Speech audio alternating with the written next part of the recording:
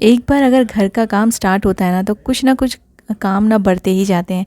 जैसे पेंटिंग के साथ साथ कुछ रेनोवेशन का काम भी स्टार्ट हो गया, और जब ये सारी चीज़ें ख़त्म हुई तो बहुत सारा सामान ऐसे बिखरा हुआ पड़ा रहता है। तो बस अब मैं इसको स्टार्ट कर रही हूँ क्लीन करना, और मैंने आपको प्रॉमिस किया था कि जब भी मैं ये सब क्लीन करूँगी आपके साथ शेयर करूँगी।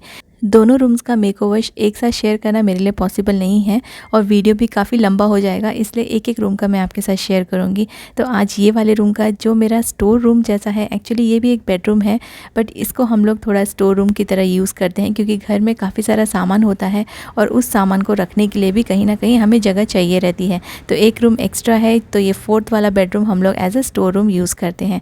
बट रूम क्लीन करने के पहले जो पैसेज है जहाँ पे मेरे हस्बैंड का काफ़ी सारा सामान रखा रहता है, ये सारे इम्पॉर्टेंट सामान जो कि काफ़ी काम में आते हैं जब घर में कुछ भी काम चलता है, तो सबसे पहले मैं इसको पूरा ऑर्गेनाइज़ करूँगी, क्योंकि अगर पैसेज ऑर्गेनाइज़ नहीं होगा तो अंदर के जो रूम्स हैं ना वो भी साफ़ करना उसको थोड़ा सा डिफ़िकल्ट रहेगा। इसलिए स्टार्ट किया है मैंने पैसेज से। सारे के सारे टूल्स को मैंने ठीक से क्लीन करके अच्छे से ऑर्गेनाइज़ कर दिया है। ये जितने भी नेल्स हैं ना, ये अलग अलग टाइप के नेल्स हैं। तो मेरे पास कुछ पुराने ऑर्गेनाइज़र्स और कुछ पुराने ऐसे बॉक्सेस रखे थे, कुछ बास्केट्स रखे थे। वो सारी चीज़ें जो मैं नीचे यूज़ नहीं करती हूँ अपने नीचे वाले रूम्स में, उनको मैंने यहाँ पे टूल्स के लिए यूज़ कर लिया है। ये सभी चीज़ें बहुत ज़्यादा काम में आती है। जब हम लोग को छोटा मोटा कुछ अपने घर में सुधारना हो ना चीज़ें, तो हम लोग खुद से कर लेते हैं। तो ये सारी चीज़ें मेरे हस्बैंड हमेशा रखते हैं, तो किसी को बुलाने की ज़रूरत नहीं पड़ती है, और छोटे मोटे खिले इधर उधर कहीं लगाना हो तो वो खुद से कर लेते हैं। तो ये बहुत इंपॉर्टेंट टूल्स है, इनको ठीक से रखना ज़रूरी है। अगर इनको ठीक से नहीं रखा तो एक तो टाइम पे मिलेंगे नहीं, और ये ख़राब भी हो सकते हैं। तो यहाँ पे मैंने पुराने बास्केट्स जो भी मेरे काम में नहीं आ रहे थे, वो सारी चीज़ें मैंने यहाँ पे यूज़ कर ली है, और जो पेंट ब्रश है इनको भी ठीक से रख दिया है कि कभी भी ये आगे जाके फ्यूचर में काम आ सकते हैं। ये जो पेंट ब्रश है ना, इनको मैंने अभी ऐसे ही ओपन बास्केट में रख दिया है। बाद में मैं इनको अच्छे से रैप करके रखूँगी, क्योंकि अभी मेरे पास टाइम नहीं था, इसलिए इनको जस्ट ऐसे ही मैंने यहाँ पे ऑर्गेनाइज़ करके रख दिया है। ये बहुत सारे हैवी टूल्स हैं। यहाँ पे हमने कुछ वुडन शेल्फ्स यहाँ पे बनाए हुए थे, फ्लोटिंग शेल्फ। तो ये सारी चीज़ें ठीक से रखने के लिए काम में आ जाते हैं, क्योंकि आप हर चीज़ के लिए ना कैबिनेट्स या फिर रैक्स नहीं खरीद सकते।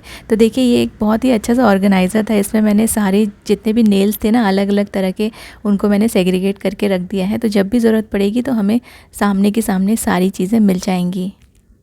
और ये सारी चीज़ें अगर ठीक से रखी रहे तो आपका जो एरिया है वो भी ऑर्गेनाइज्ड और नीट एंड क्लीन लगता है।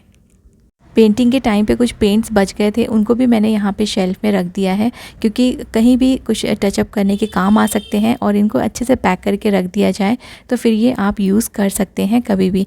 यहाँ पे मैंने टेप्स, जितने भी टेप्स यूज़ में आते हैं वो सारे एक मैंने बास्केट में रख दिए हैं।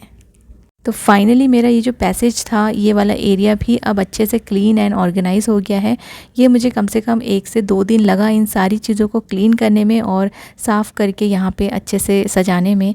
तो ये सारी चीज़ों में ना थोड़ा सा टाइम लग जाता है, लेकिन जब ये हो जाते हैं ना तो बहुत अच्छा लगने लगता है। आपका जो एरिया है, आपका जो स्पेस है, एकदम क्लीन एंड ऑर्गेनाइज लगने लगता है।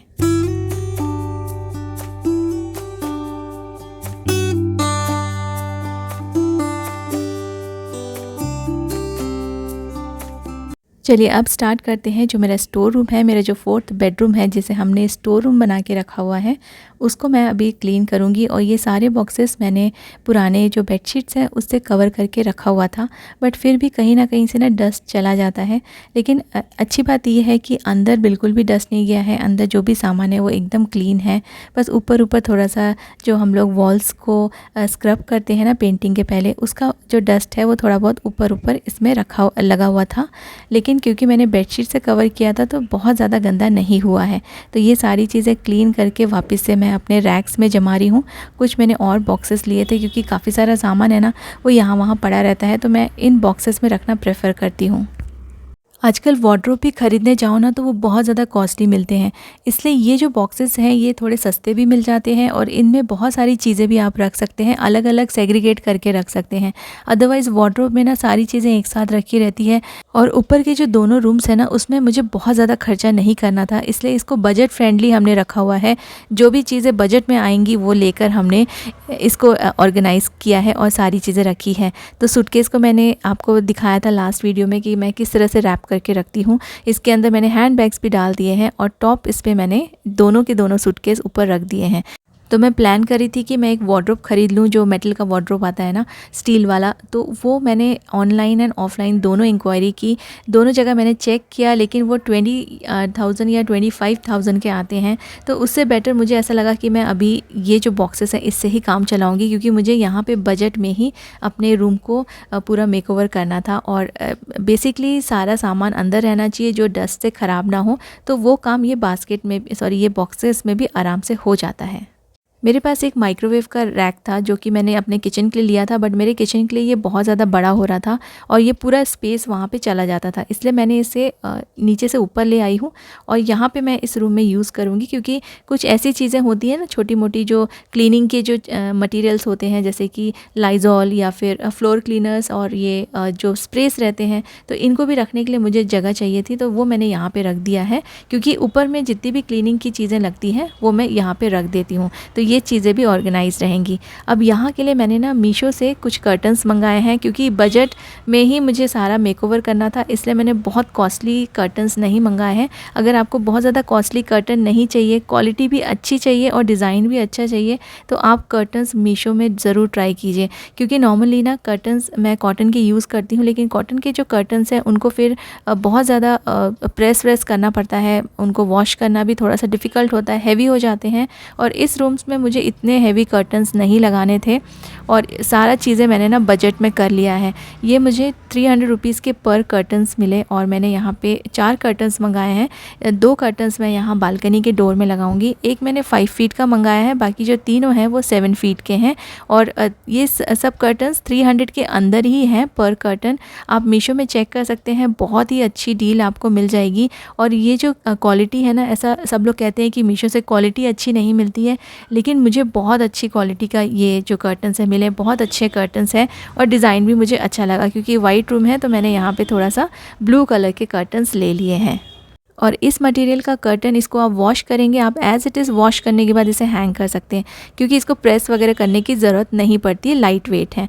अब ये वाली जो छोटी सी विंडो है ना, ये मैंने पहले भी आपके साथ शेयर किया है। यहाँ पे कर्टन रॉड्स लगाना थोड़ा सा डिफ़िकल्ट है, यहाँ पे बिल्कुल भी स्पेस नहीं है, क्योंकि ये वॉल से एकदम अटैच्ड है विंडो, तो वॉल में कहीं भी जगह नहीं है। तो ये मैंने ना एडिसिव हुक्स मंगाए हैं, जो कि कर्टन रॉड्स को आप इजीली यहाँ पे हैंग कर सकते हैं। तो छोटा सा मैंने रॉड कटवा लिया था और यहाँ पे मैं इसको लगा दूँगी। तो ये जो थोड़ी सी ऑड जगह पे विंडो है, ये भी आराम से मैंने यहाँ पे कर्टन मैनेज कर लिया है। सारी क्लीनिंग और सारा सेटअप करने के बाद, कर्टन्स लगाने के बाद ये रूम ऐसा लग रहा है। आई होप आपको ये अच्छा लगे। कमेंट करके ज़रूर बताइएगा कि आपको ये रूम का मेकओवर, कर्टन्स वगैरह सब कैसे लगे। लेकिन अभी रुकिए, अभी कहीं मत जाइए, अभी मेकओवर ख़त्म नहीं हुआ है, क्योंकि इस रूम का मेकओवर हो गया है, लेकिन बाथरूम अभी भी बचा है। बाथरूम का भी मेकओवर आपके साथ शेयर कर रही हूँ, क्योंकि ये जो बाथरूम है, यहाँ पे हमने सारी चीज़ें चेंजेस की हैं। जैसे कि कमोड हमने दूसरा नया लगाया है और जो वॉश बेसिन है वो भी हमने नया लगाया है। पूरा पेंटिंग वगैरह करके इसके जो डोर्स हैं उनको भी हमने बिल्कुल फ्रेशन अप कर दिया है, क्योंकि अभी तक ये बाथरूम हम लोगों ने यूज़ नहीं किया है। सारी चीज़ें नई लगी हुई है और मैंने अभी तक क्लीनिंग नहीं करवाई थी। इसका जो फ्लोर था वो आपके साथ स्टार्टिंग में शेयर किया था ना, बहुत ही ज़्यादा गंदा हो गया था। तो मैंने अर्बन क्लैप को बुला के पूरा इसके जो वॉल्स हैं और जो फ्लोर के टाइल्स हैं वो मैंने अच्छे से स्क्रब करवा के क्लीन करवाए हैं। क्योंकि अर्बन क्लैप से जो जिस तरह की क्लीनिंग वो लोग करते हैं ना, फ्लोर्स की एंड वॉल्स की, वो हम लोग से घर पर नहीं हो सकती है। इस बाथरूम में काफ़ी लंबा काम चला था और इसलिए बहुत सारी गंदगी हो गई थी। क्योंकि देखिए, यहाँ का जो कमोड फिटिंग का था ना, उसका पूरा पाइपलाइन हमें पूरा नया लगाना पड़ा, उसमें कुछ प्रॉब्लम आ गया था। तो बहुत ज़्यादा यहाँ पे कंस्ट्रक्शन का काम चला था, इसलिए बहुत टाइम लग गया। तो इतनी ज़्यादा क्लीनिंग हम लोग से नहीं हो पाती है। अगर आपको एकदम बहुत अच्छा चमकता हुआ फ्लोर चाहिए बाथरूम का, तो आप अर्बन क्लैप बुला सकते हैं। यहाँ पे मैं अर्बन क्लैप का कोई भी कोलैबोरेशन या एडवर्टाइजमेंट नहीं कर रही हूँ, क्योंकि मुझे काफ़ी अच्छा लगता है। मैं हमेशा अर्बन क्लैप से ही अपना बाथरूम के फ्लोर्स एंड टाइल्स क्लीन करवाती हूँ कुछ मंथ्स के बीच में। और ये 300 to 500 रुपीज़ लेते हैं उन लोग, लेकिन बहुत ही अच्छे से साफ़ सफाई हो जाती है। अब देखिए, कमोड साफ़ करने के लिए ना मैं अंदर के लिए अलग ब्रश यूज़ करती हूँ और ऊपर के जो सीट है ना, उसको क्लीन करने के लिए मैं अलग ब्रश यूज़ करती हूँ। इससे ना हाइजीन मेंटेन रहती है। तो ये सारी चीज़ें क्लीन करके हैंड वॉश करके अभी मैं यहाँ पे कुछ ऑर्गेनाइज़र्स यूज़ करने वाली हूँ अपने बाथरूम में। जैसे कि जो वॉश बेसिन है वो बहुत छोटा है, इसलिए वहाँ पे सोप डिस्पेंसर रखने की बिल्कुल भी स्पेस नहीं है। तो ये मैंने अमेज़ॉन से मंगाया है बहुत, और ना मैंने सारे जितने भी ऑर्गेनाइज़र्स मंगाए हैं ये सारे बहुत ही सस्ते हैं, बिल्कुल भी कॉस्टली नहीं है। और ये सेल्फ़ एडिसिव के साथ आता है। इसको मैंने यहाँ पे हैंग कर दिया है। हैंग करने के बाद आप एकदम से सारी चीज़ें मत रखिए, इसे कम से कम आधा घंटा ऐसे ही रहने दीजिए, तो वो अच्छे से चिपक जाएगा। उसके बाद मैंने यहाँ पे अपना जो सोप डिस्पेंसर है वो मैंने यहाँ पे रख दिया है।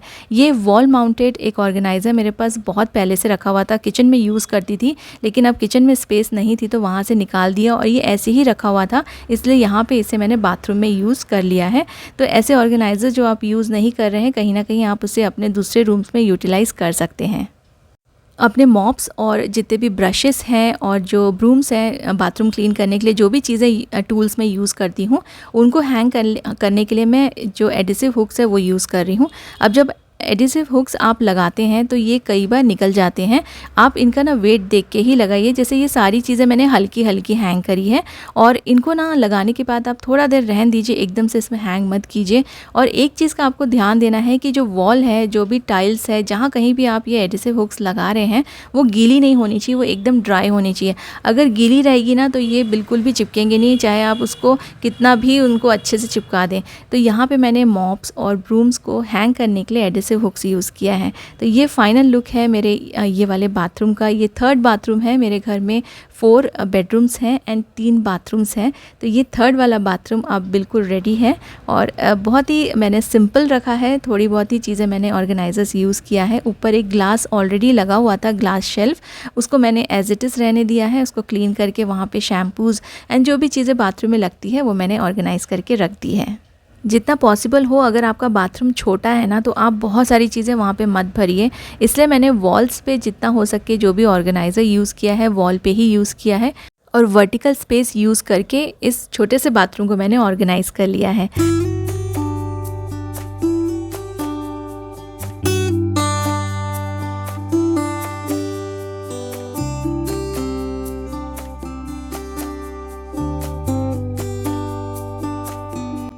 आप मुझे कमेंट करके बताइएगा कि आज के मेकओवर में आपको क्या क्या अच्छा लगा है। जितने भी चीज़ें मैंने यूज़ की है वो मैं आपको डिस्क्रिप्शन में दे दूँगी। जो मेरा अमेज़ॉन स्टोर है आप वहाँ से ले सकते हैं, और जो मीशो से मैंने कर्टन्स लिए थे उनके लिंक्स भी आपके साथ मैं शेयर करूँगी। अगर आपको पसंद आए तो आप भी ले सकते हैं, और भी बहुत सारे डिज़ाइंस वहाँ पे अवेलेबल हैं। आप ज़रूर से चेक कीजिएगा। अगर आप भी कर्टन्स ढूंढ रहे हैं और आपको बजट फ्रेंडली चाहिए तो मीशो बेस्ट है, क्योंकि कर्टन्स आपको वहाँ पे जितने सस्ते मिलेंगे और कहीं भी नहीं मिलेंगे। आई होप आपको आज का वीडियो अच्छा लगा होगा और आपने एंजॉय किया होगा। Thank you so much for watching. Next video में मेरे थर्ड बेडरूम का जो मेकओवर है वो देखना मत भूलिएगा। आपको बहुत मज़ा आएगा, और वो भी एक बजट फ्रेंडली मेकओवर रहेगा।